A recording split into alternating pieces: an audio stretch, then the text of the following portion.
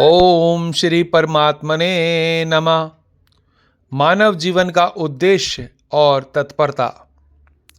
मानव शरीर की दुर्लभता। 84 लाख योनियों के बाद यह दुर्लभ मानव शरीर प्राप्त होता है। यह शरीर भगवान की कृपा से मिला है, लेकिन हमें इसकी वास्तविक कीमत का एहसास तक नहीं। मानव शरीर की क्षणभंगुरता। यह शरीर क्षणभंगुर है और जीवन काल अनिश्चित है, इसलिए इसके उद्देश्य को शीघ्रता से पूरा करना आवश्यक है। मानव जीवन का उद्देश्य। यह शरीर केवल परमात्मा प्राप्ति और आत्म कल्याण के लिए है। इसे सांसारिक भोगों और विषय भोगों में व्यर्थ नहीं गंवाना चाहिए। संत महात्माओं और शास्त्रों की शिक्षाएं। स्वामी जी ने संतों, शास्त्रों और सत्संग से अमूल्य शिक्षाएं प्राप्त की हैं। इनसे आत्म कल्याण की प्रक्रिया सरल और त्वरित हो जाती है। कल्याण का सरल मार्ग। केवल एक उत्कट अभिलाषा होनी चाहिए। मुझे अपना कल्याण करना है, भगवत प्राप्ति करनी है। अच्छा संग और अवसर बार बार नहीं मिलता, इसलिए इसका तुरंत लाभ उठाना चाहिए। विवेक, वैराग्य और तत्व ज्ञान। मुमुक्षा यानी मोक्ष की तीव्र इच्छा और जिज्ञासा से विवेक और वैराग्य स्वतः प्राप्त होते हैं। अनन्य प्रेम और बोध होने पर परम तत्व ज्ञान प्राप्त होता है और कर्मों का बंधन छूट जाता है। साधना के मार्ग। वर्ण, आश्रम, जाति, लिंग आदि का कोई भी भेद नहीं है। कोई भी भक्ति योग, ज्ञान योग या कर्म योग के माध्यम से भगवत प्राप्ति कर सकता है। सत्संग, शास्त्र और संत महात्माओं का सहारा ही पर्याप्त है।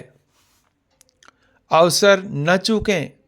ऐसा दुर्लभ अवसर बार बार नहीं मिलता, इसलिए समय रहते भगवत प्राप्ति के प्रयास करने चाहिए, क्योंकि यह मानव जीवन अत्यंत दुर्लभ है। यदि अवसर चूक गया तो भविष्य में इसका लाभ मिलना असंभव हो सकता है। अपनी योग्यता का उपयोग। हमें विरासत में इतनी योग्यता और सामर्थ्य मिली है कि हम कई बार परमात्मा को प्राप्त कर सकते हैं।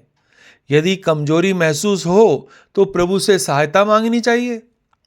प्रभु की कृपा। परमात्मा अपने बच्चों को अपने पास बुलाना चाहते हैं, जैसे माता अपने बिछड़े बच्चों को। प्रभु की पुकार से वे हमें योग्य बनाने में सहायता करते हैं। कठिनता में तत्परता। यदि भगवत प्राप्ति कठिन लगे तो भी पूरे प्रयास और समर्पण से जुट जाना चाहिए। सुगमता में तत्परता। यदि भगवत प्राप्ति का कार्य सुगम लगे तो भी तुरंत उस दिशा में कदम बढ़ाना चाहिए।